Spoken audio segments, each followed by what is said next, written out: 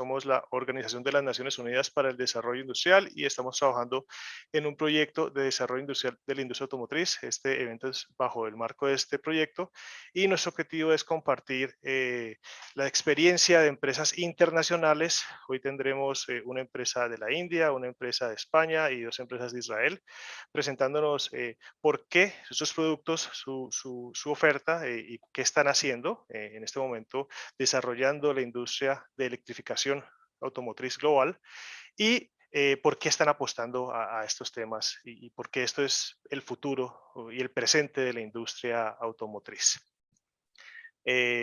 Bueno, este es el cartel de hoy. Tenemos Aidor Energy, tenemos Wallbox, después StoreDot y después Electron.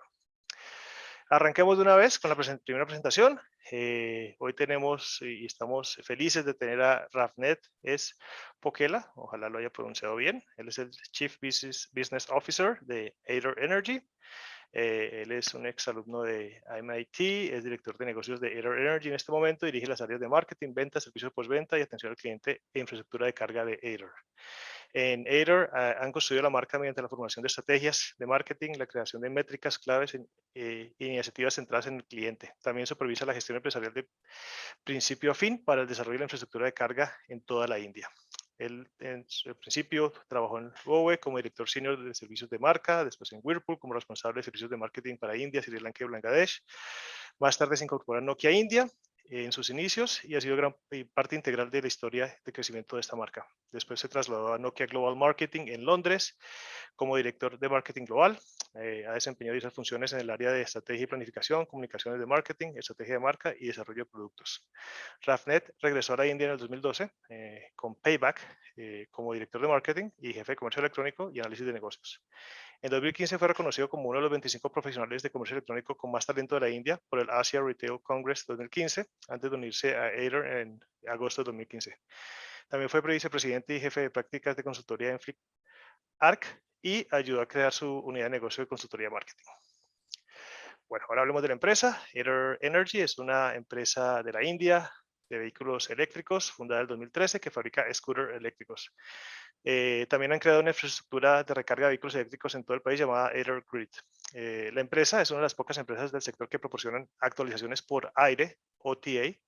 Con cada actualización mejora la funcionalidad, la capacidad de respuesta y la fiabilidad del scooter. Bueno, con esta presentación le doy paso a Ravnet para que comparta pantalla y te escuchamos, Ravnet. Muchas gracias por estar aquí, estamos muy contentos de tenerte. Thanks very much for the introduction and for your kind words. And you spoke about me and the company, so you made my job slightly easier. I was going to talk about Aether. Let me share my screen.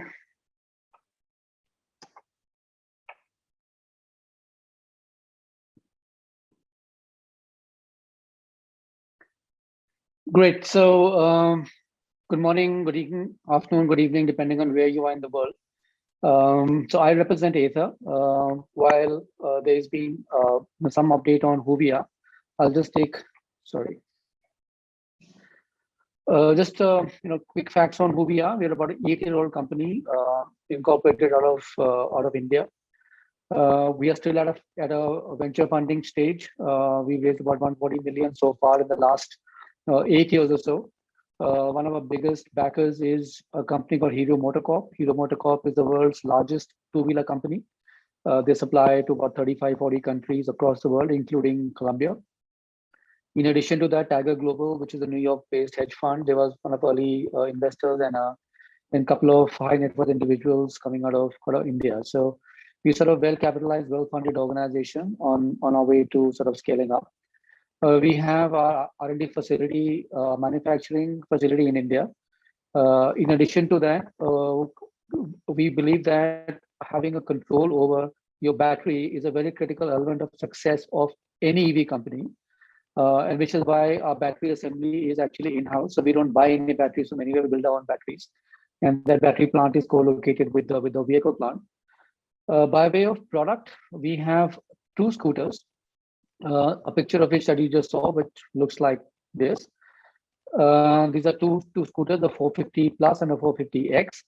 And in addition to that, we also have a public charging infrastructure, which I will talk about at some point later in the presentation.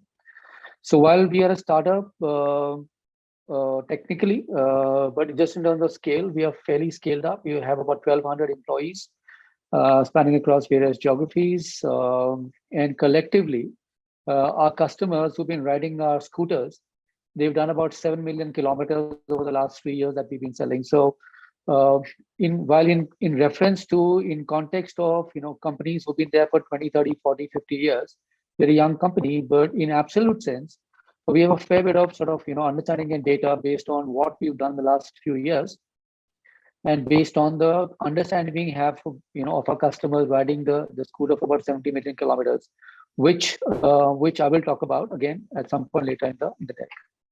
So this is what the scooter looks like. Just a quick sort of background for those who may not be very familiar with India.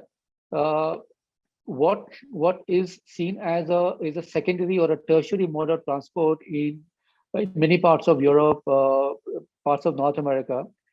A scooter that you see on your screen is for most Indians their primary mode of transport. So for every one car that's sold, 6 two-wheelers are sold as a primary mode of transport. So it's not something that you use in addition to your car. It is what you use for your daily commute and for as your primary commute. So the stakes on this are very high. The expectations that people have from this are very high because this is the primary mode of transport that people have, and not just the fact that it's a primary mode of transport. For the most part, it also is shared transport. So you'll have a husband or a wife, or a parent or a child using the same scooter, or they may have a set of scooters in the house which they sort of share with each other. So it's so the expectation, like I said, in terms of robustness, reliability, performance is fairly high. But before I talk about where we are, I just want to rewind a few years, because it may have implications on how electric vehicles are scaling up in some other countries. There may be some parallels that you might draw from here, from the learnings we have in India and how we approach the market. So scooters have been selling, and a large proportion of my conversation today is really focused on scooters, not so much on cars, which have a little different dynamics. So whenever I say electric vehicles, think of scooters that I just showed you on your screen. So scooters have been selling, electric scooters have been selling in India since about 2008 or so. And by the time we reached 2014, there were at least 80 different brands selling in the market. But at that point in time, the way the market was approached by a lot of these OEMs was not really how you would expect any new category to develop. Usually it was a model where people were importing from China, rebadging, putting their brand name on that and selling. Essentially, that was the model. So import, rebadge, and assemble and sell, that really was the primary mode of business at that point in time, which means that people weren't really investing in R&D. They weren't investing in building an ecosystem, whether it's a charging ecosystem or a supplier ecosystem. There was very little investment in brand building. Most of the players were startups who did not have deep pockets, did not have a lot of money, also didn't have a very strategic view on the business, because the legacy players had still not woken up to the opportunity in the EV space. They were still operating in the traditional space of petrol or diesel. And startups who came in, nobody obviously came from an automotive background, so they're with a limited view and a very opportunistic view of the market. It just meant that there was no long-term view taken on how the market will grow and develop. What people really did was they saw how much a petrol scooter sells at. They defined that as the price point, and working backwards from there, they showed up in China. They said, what, we want to sell at, let's say, $100 US. What can I get in that money? And you got a certain kind of product. And that, for at the cost structures in 2014, if you had to sell a product at $100, then your cost had to be about $50, $55, $60 max, which means you only could get a certain kind of product. And those products were really not very good quality. If two people sat on that scooter, it would not climb a flyover. The build quality was bad. The acceleration was bad. The top speed was bad. It really wasn't a great proposition. And because there was no investment, strategic investment, there was no supply chain, because nobody was actually doing any R&D and local development. So there was no incentive for supply chain for suppliers to come set up and start scaling up. So everybody was waiting and watching at that point in time.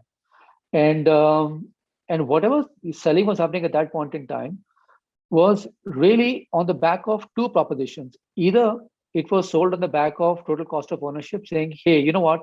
If you buy electric, you save money. So if you want to save money, buy electric. Or the story was that, we need to leave the world a better place. The air quality is bad, there is pollution, and there is climate change. So please buy the scooter because it's good for the environment. That was fundamentally the plank on which pretty much all EVs were marketed and sold at that point in time. And it's not surprising, at that point in time, I'm talking about the year 2014, there were 16 million scooters and motorbikes sold, and EVs were only 40,000 units, which is about 0.25% of the entire market. And bear in mind, at that point in time, EVs had been in the market for about 7 years and about 80 brands selling. So clearly, uh, we were not making any dent in the universe when it came to adoption of EVs, despite the fact that there were so many brands and theoretically many options that customers had. So something clearly was not right. Something clearly was not working. People understood that EVs were cheaper to run. People understood that the total cost of ownership was low. People understood the fact that it was good for the environment. Despite all that, they just weren't enough takers. Right? Something clearly was not working. And our belief when we started the business, when we started thinking of the product, was to say that the only way to transition people to EVs was to make products that were so compelling that people desire and aspire for. It had to be a great product first before you started getting into total cost of ownership and saving the environment and saving the world. Because fundamentally, if a scooter does not do what a scooter is meant to do, or a car doesn't do what a car is meant to do, you will not pay money just because it saves you, saves you, money in the long term, or it saves the environment. So, at least in the developing parts of the world, environment is a nice to have. There are not enough people who will pay money for that, and certainly people are not going to compromise on what they expect the vehicle to deliver or a scooter to deliver just because it's cheaper to run or it is saving the world, right? So we said if we have to change anything, we have to build something so compelling, something so great that people say, you know what, I want to buy that, not because it's an EV, but it's a better product. Right? And that's really was the core belief on which the entire Aether strategy has been sort of based and continues to be based as we go along. And it's not surprising. It's actually very logical, right? Massive change happens when there is a strong consumer value proposition. It doesn't happen just because something is cheaper. So whether you see a transition from feature to smartphones, whether you see film to digital cameras, whether you see from music storage how we went digital, it just was a better experience. It was great for the consumer. The value proposition was strong, and it almost was a no-brainer. Like if you look at a smartphone, why would you ever look at a feature phone after that? It was very naturally an upgrade, and there are enough examples of many categories around the world. And the larger point I want to make here is that when you're looking at making change, there has to be a consumer value proposition first, because eventually you may do whatever you want to do. You may produce at scale, you have great cost structures, great advertising, great distribution, but finally, a consumer has to write a check. And he or she will only write a check if there is fundamental value that you're able to demonstrate. And especially if you're looking at moving people from one category to another, if you're looking at moving people from petrol to electric, you gotta give them a really good reason. Because it's not as if the petrol products are bad products. They are really good products. They ride well, they are reliable, they're long lasting, the good build quality, they have choice, price is great. So if you want to pull people away in millions from petrol, you got to give them a really good reason, almost an upgrade from where they are. Otherwise, big change is unlikely to happen. And we've seen that at least happen in many parts of the world. So our proposition was that we'll focus on two things. We will first focus on building a great scooter, not an electric scooter, just a good scooter. And on top of that, we'll build connectivity, which sort of changes the entire paradigm of how vehicles have been and will be. Connectivity is an understood concept when it comes to high-end cars, but for scooters, entry-level scooters, and scooters and motorbikes, it's a very very new concept. It's a concept that we associate only with very very expensive vehicles. So we said that's where our game is going to be. We will build a damn good scooter, a scooter that when you weigh against a traditional scooter, it will win. And then once you won that battle, on top of that, we'll talk about electric, we'll talk about TCO, we'll talk about environment, connectivity, but fundamentally, let's build a good scooter first. Because our source of business is from a scooter buyer who's buying petrol today. Our battle is not with some other electric buyer saying, don't buy that electric, buy neither. Our battle is with people who today would have bought a petrol scooter, and we want to wean them away from petrol. So that really was the business context of this approach. So before we started building the scooter, step zero was to really figure out like how do we build this entire business and ecosystem, because really there was nothing. Because whatever was there was, as I mentioned, an import assembled model. There was no supply chain. There was no, many times there was no testing equipment. There was no ecosystem really there, right? And we said that one thing we can't do is that we can't look at a retrofit solution, which a lot of players were trying. So you pick up a petrol scooter, you take out the engine, you take out the tank, you replace that with a battery, you replace that with a motor, and it becomes electric. That fundamentally doesn't really work, because you're starting with a constraint, because the vehicle dynamics, the ride dynamics, and the other aspects of the mechanical and other aspects of the vehicle of electric are very, very different. So you can't take a traditional vehicle and just change something and just move on and say, hey, I got electric. People have tried that. People have tried that in cars as well. And we're not aware of any success story, because it's fundamentally is a flawed concept. So we said we had to reimagine the entire platform and start from scratch. And this, which literally meant a bunch of designers sat down with a pen and paper and just drew what they had to build. And then we started sort of, working around that. And that was the first sort of step towards the journey of building the scooter. But then, having defined what you want to build, having defined the specs and the experience and everything else, there was no supply chain. And at that point in time, there was no line of sight of how big this business would become. So, it was very difficult for suppliers to sort of invest in this. And we were certainly not at a stage where we had, millions of dollars in the pocket and we could give minimum guarantees of, large volumes.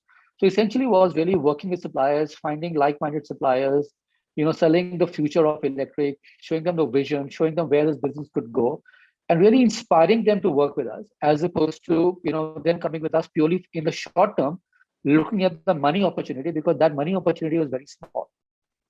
So we bought a bunch of suppliers who sort of believed in the story, believed in us, and we started co-creating sort of with them.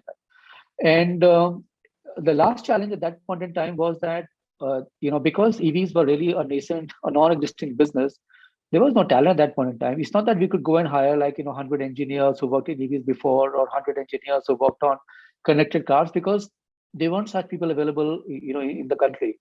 So it really meant, us, looking at, a lot of the earlier team came from, engineering colleges. So people reached out to their batchmates, their seniors, their juniors. We just got them on board as a startup, as a promising startup.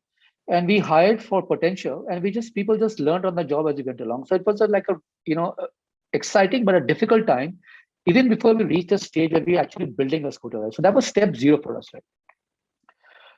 At that point in time, I think what really helped was that we always conceptualize the vehicle as a connected vehicle, and connectivity, as I will talk about later in the presentation as well, really helps at every stage of your journey, even before you launch the product, right?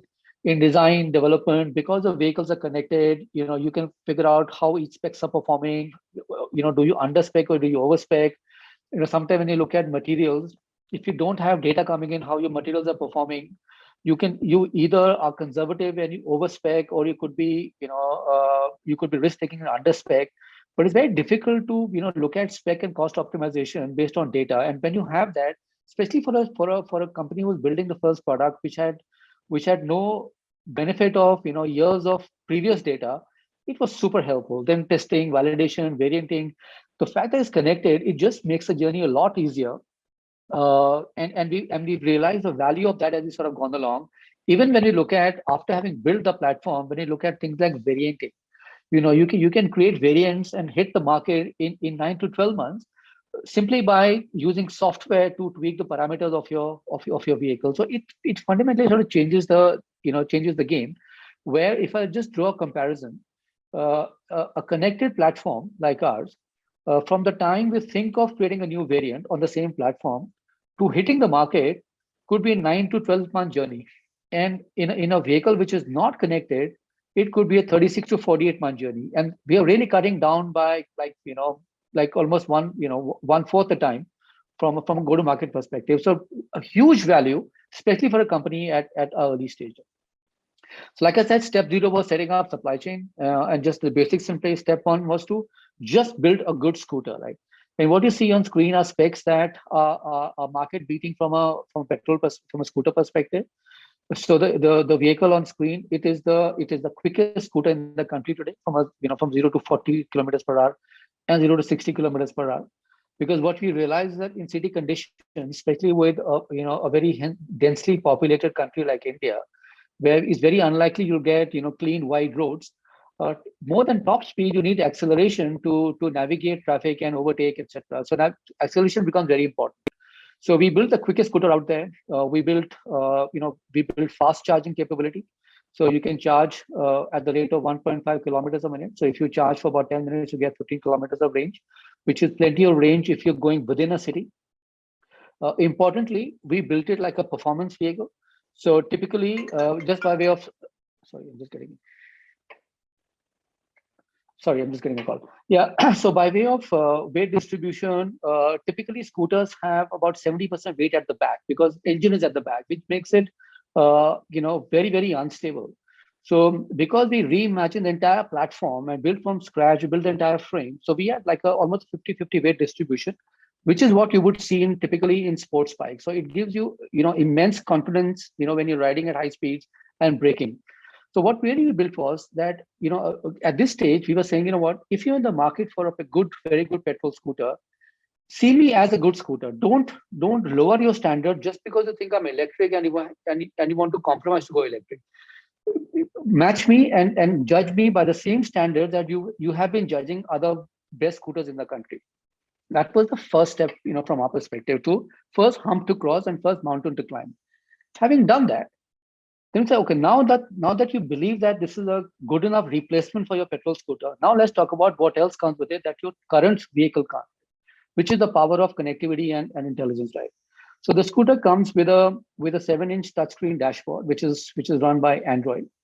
From what we understand, it is the only touchscreen dashboard on a scooter in a production vehicle anywhere in the world, unless something has come up in the recent past, which I wouldn't know of. But there is nothing in the world, no scooter in the world that has touchscreen connectivity inbuilt. So this is GSM enabled. It also has a GPS chip. It is IP rated, which means it can withstand heavy rains very comfortably. It has onboard navigation, Google Maps. It has tons of sensors that keep throwing up data 24/7, so that we have connectivity with the vehicle. We understand how the vehicle is performing, and a bunch of use cases that come with that, which I'll talk about later in the deck. It comes with a companion app that talks about what your range is. You can navigate through that. You can requisition service through that. It gives you ride stats and a bunch of other use cases that come with connectivity. So it comes with a companion app. And very interestingly, it comes with over-the-air updates, pretty much like your mobile phone does. And what that allows us to do is to keep pushing new features and functionality, even as the vehicle is sold and is sitting with the customer. I have a slide on that later, so I'll talk more about that. Just some examples of connectivity. So I mentioned onboard navigation. So there's a touchscreen Google Maps here. Through Bluetooth connectivity, you can manage your calls. So if you're riding and if you have a Bluetooth earphones, then if you get a call, then you can through your dials, through your switch, you can take calls. You can reject a call. You can listen to music on your phone and manage it as you're riding. As long as you're wearing Bluetooth headset, you can manage your playlist. You can go forward, backward, stop, and a bunch of things, right? So it doesn't need you to stop for anything, right? Typically, what happens if you're riding, if you get a call, then you have no choice but to park the vehicle, take the call, and then move on. So it just takes away those hassles of everyday riding. And this is the app that I just mentioned that comes with the vehicle. Over-the update is a very new concept. Not many vehicles have it. Not even many cars have it. And I'm talking about high-end cars as well. This allows us to build new features and push them over the air through the GSM connectivity that we have.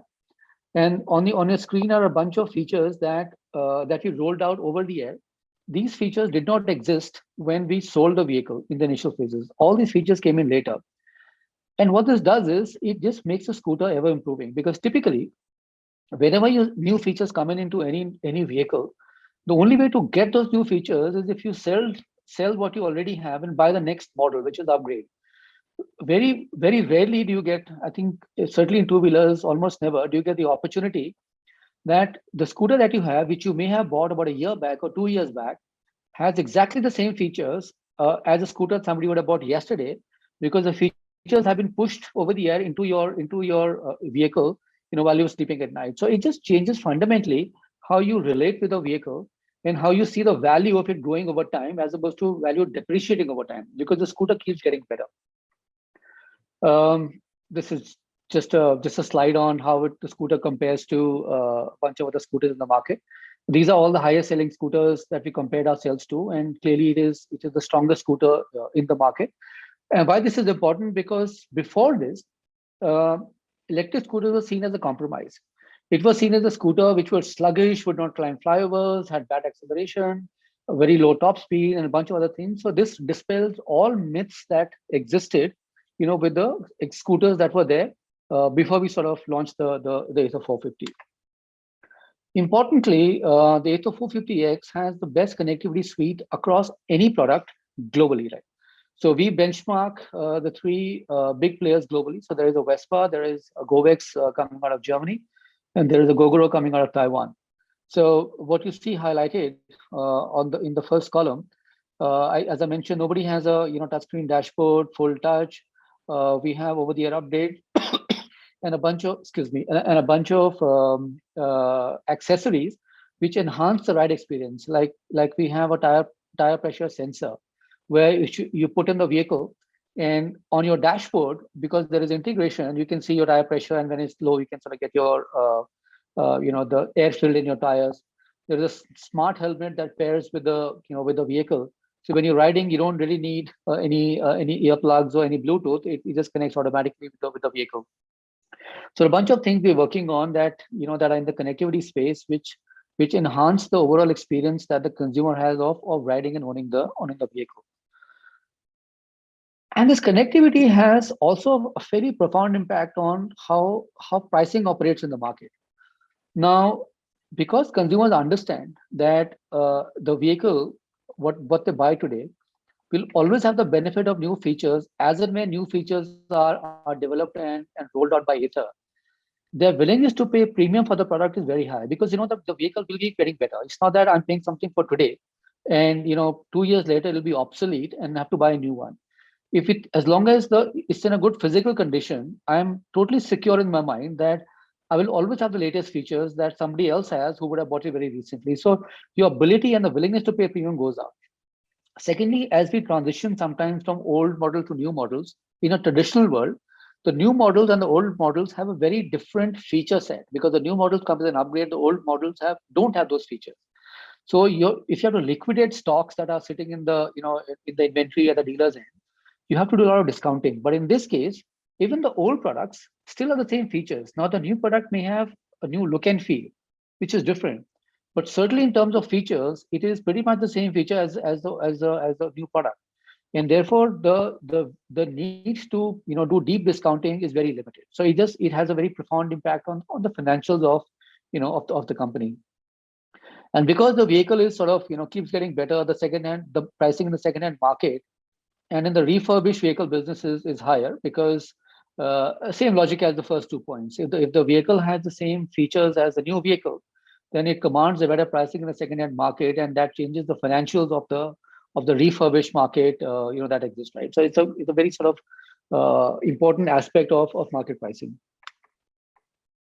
So in addition to building the scooter, we also built a public charging infrastructure, because we believe that given the fact that we were very early in this business, and charging and range anxiety is a reality in this business. So we said we will also invest in building a public infrastructure, just to make sure that people don't have this concern that what if I get stuck in public, where do I charge?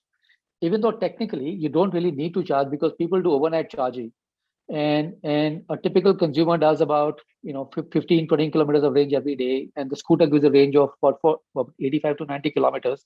So you don't really need to charge in public. But because, if people are anxious, it becomes my problem as a company to solve. So we said we'll do that. It's called Aether Grid. What you see on screen is a picture of what it looks like.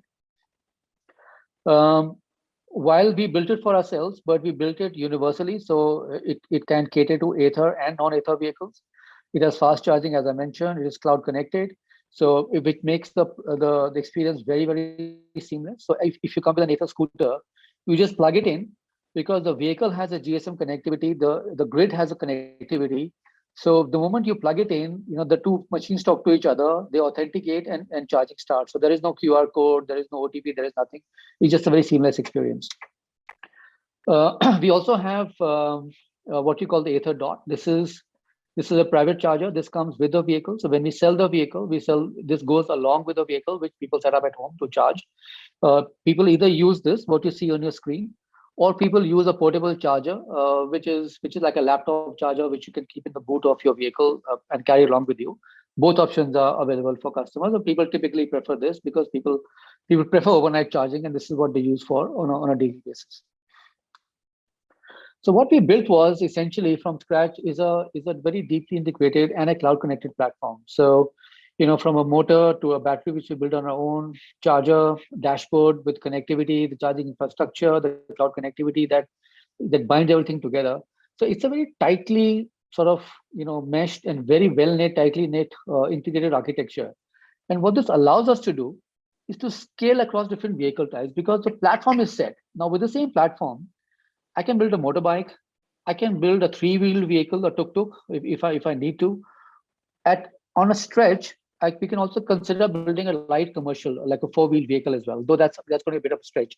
But certainly in a 2-wheel and 3-wheel space, this basic platform allows us to work around that and create new use cases, new form factors, which is fundamentally very powerful, because if you look at the automotive business, IP on platform, ownership platform, is a strategic asset that is critical to success of any long-term business in automotive. And we spent about 6 years building this platform before we actually launched the product.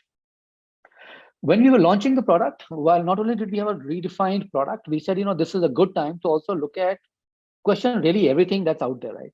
If you're going in afresh and we're questioning every paradigm, every existing, assumption in the market, why should we not look at, everything around the product as well, right? Starting with how we sell. So typically, because it's a mass product and meant for the mass market, the dealerships are like really, really messy. Like if you in your mind you've seen any pictures of excuse me, any pictures of a very crowded marketplace in a developing nation, that's the picture which is the truth of most dealerships that sell scooters in the country. You say, what, if you're selling a premium scooter, we're selling a premium experience, if you're saying that this is the future of the automobile, then we can't sell in a traditional way. So we said, let's redefine that. So what you see on screen is what we call experience center. These are pictures from different cities in the country, different experience centers. Here, not only is the look and feel and the and the physical appearance premium and very futuristic, but also the kind of people we hire for the conversation. We hire young engineers from second or third rung colleges, third tier colleges, who believe engineering, they've done it, but they're really not where the future is. They want to be in this overall business space. So we have them on the shop floor, and they're able to engage with customers at a very different level than a typical salesman would. So it's a very different experience of buying and discovery when it comes to this vehicle. We also said, what, the electric vehicles don't need a lot of service. So why would we not have the option of doorstep service? If you're willing to pay for it, I'll come to your doorstep. And you don't need to come to me, I'll come to you. So the option of coming to a service center exists, but we also have the option of doing maintenance at the doorstep, as long as you don't need specialized tools and equipment, right? The other thing connectivity allows us to do is to do remote troubleshooting. So whenever we get a call or we get any notification that there is a problem, then many times we're able to isolate the problem remotely because of connectivity, so that when the technician actually reaches the vehicle, there is no time spent in discovery of the problem, because you already know the problem because you have detected it remotely. And then the only thing is going there and sorting it out. So it really makes the experience, faster and certainly richer for consumers. Also saves time because you're not spending time in discovery. And the other one is about preemptive diagnostics. as we are gathering more data across, millions of kilometers, it also allows us to see patterns in the vehicle. So when you know that, there, if which as an example, if somebody's ball bearings in the transmission are wearing out, then just by looking at how the data is across the entire base of vehicles and how this is different from that base, we're able to isolate and say, you know what, this looks like something is wrong. It looks like it's going to go bad, and before it goes bad, we'll call the customer saying, we detect there's something is a problem, and we'll come and sort it out for you. So the ability to preemptively diagnose something is very powerful because it saves time, cost, and certainly saves on warranty costs as well. Another use case of connectivity is it just allows better consumer finance rates, because from a financer's point of view, the risk that they see in the finance is built into the price that they charge to the customer. So because the vehicle has trackability, you can geofence it. There is theft detection. So if it's stolen, you know it, you get a notification, you can disable it, you can stop it.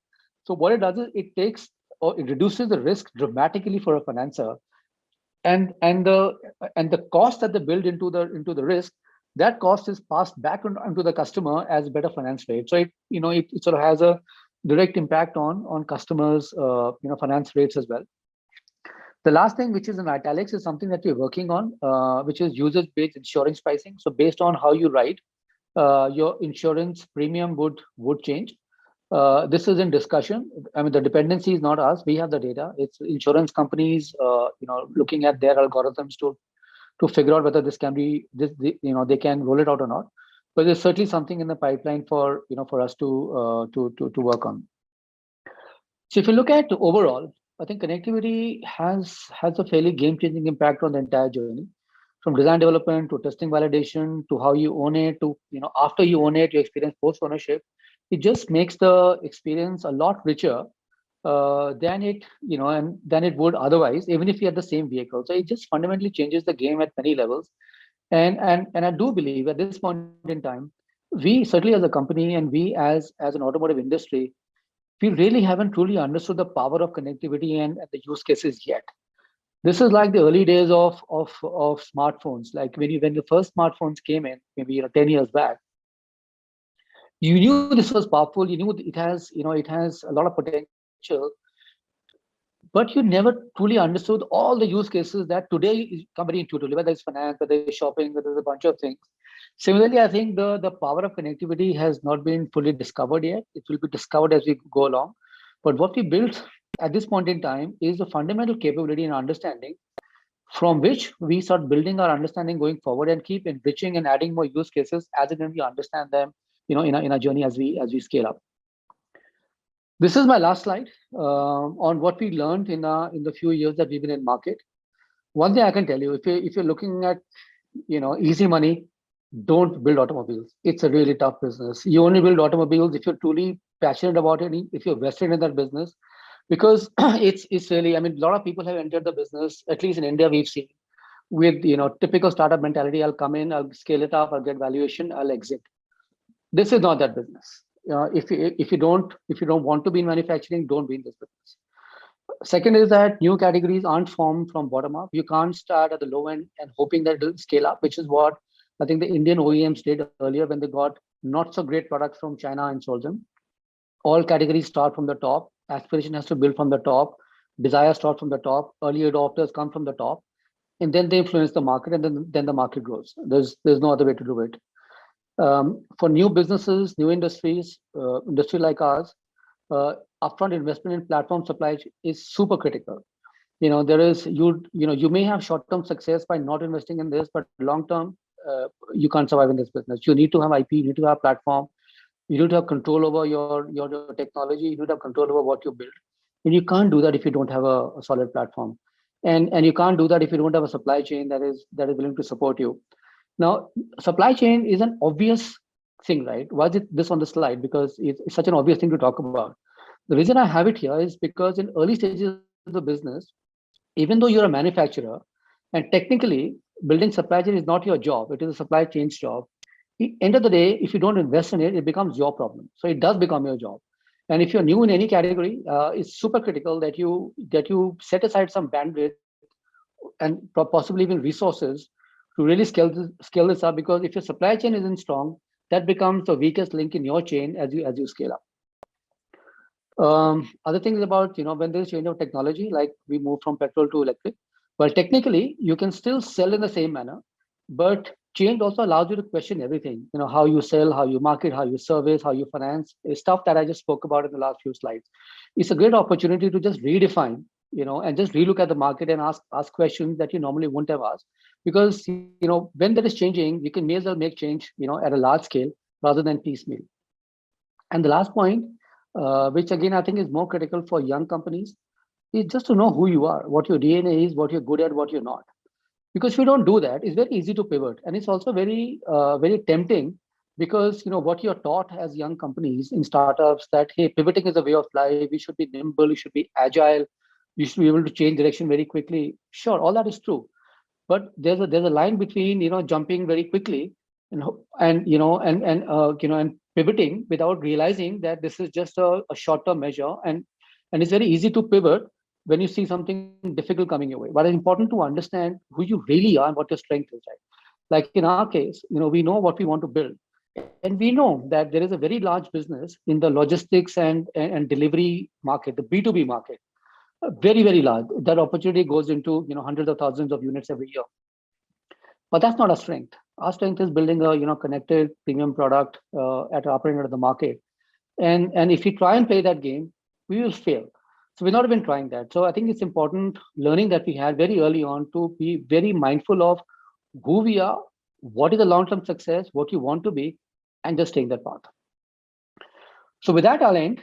And I think we may have some time for any Q&A. I'm happy to answer any questions that you might have. Thank you for the time.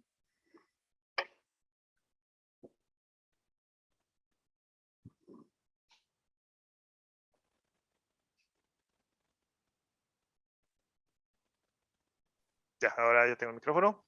Bueno, muchas gracias, Ravnet, por tu presentación.